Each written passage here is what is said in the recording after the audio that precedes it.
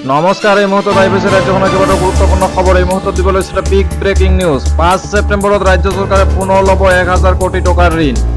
1,76,250 কোটিলৈ বৃদ্ধি হ'ব ঋণৰ বজা। পৰৱৰ্তী খবৰটি হৈছে মই কথা ক'লেই দিগদাৰ।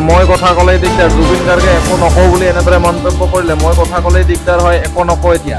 জুবিন গাৰ্গে এইবাৰ এনেদৰে ক'লে, মই কথা ক'লেই দিগদাৰ। পৰৱৰ্তী খবৰটি হৈছে মহানগৰীত পুনৰ চেইন থপিয়াই নিয়াৰ ঘটনা। বেলতলাৰ বনগাঁৱত সংঘটিত হ'ল এই ঘটনা। প্ৰাত ভ্ৰমণৰ সময়ত কাঢ়ি নিলে জ্যোতি বৰা নামৰ মহিলাগৰাকীৰ চেইন। পুৱা 5:30 সংঘটিত হয় এই ঘটনা। মহানগৰীত পুনৰ চেইন থপিয়াৰ ঘটনা। পৰৱৰ্তী খবৰটি হৈছে নিশা অভয়পুৰীত